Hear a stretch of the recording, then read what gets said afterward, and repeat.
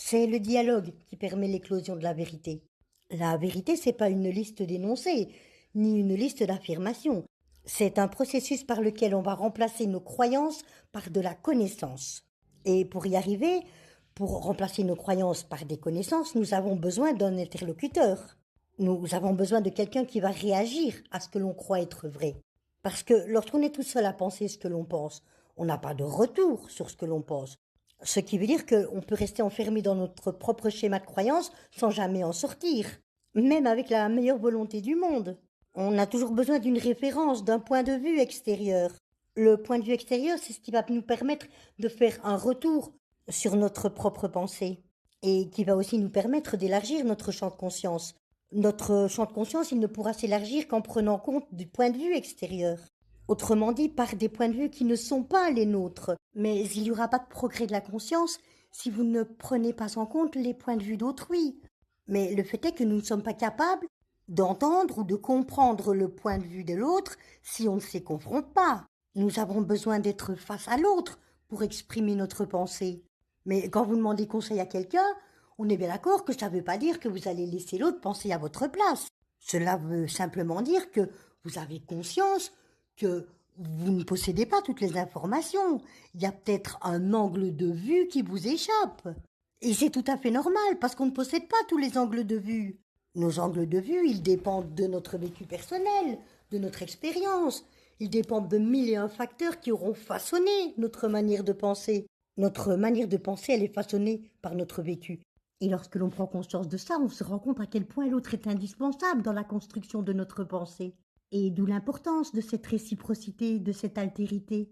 Alors, petite parenthèse, parce que maintenant il est bon ton de dire que chacun posséderait sa propre vérité. Mais ça, c'est totalement faux. Ça n'existe pas. On ne possède pas chacun sa vérité. On possède chacun sa perception, sa conception de la vérité. Et ça, c'est très différent. Parce que la vérité, elle est une et elle est universelle. Et la vie sans cesse, elle nous le rappelle.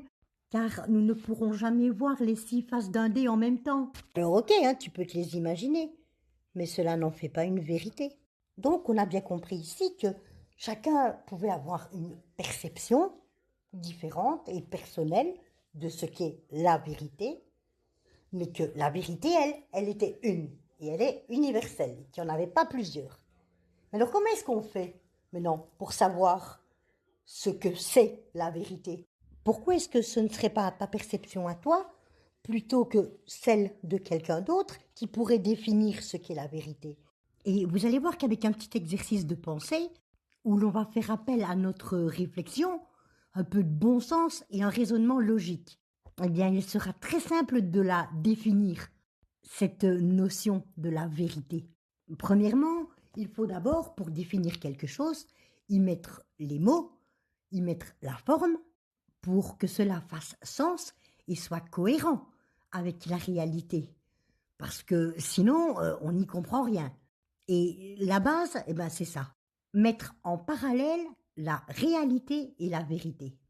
Et vous allez voir à ce moment-là comme on comprend très très bien cette notion de vérité. On va prendre comme exemple un véhicule. Je suis là et j'ai en face de moi une voiture.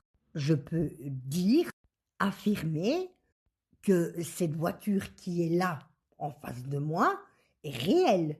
Parce que la réalité, c'est tout ce qui est, tout ce qui existe. Mais par contre, cette voiture, elle n'est ni vraie ni fausse. Juste, elle fait partie de la réalité. Ce qui peut être vrai ou faux à propos de la voiture, c'est les réflexions ou la manière dont je vais en parler.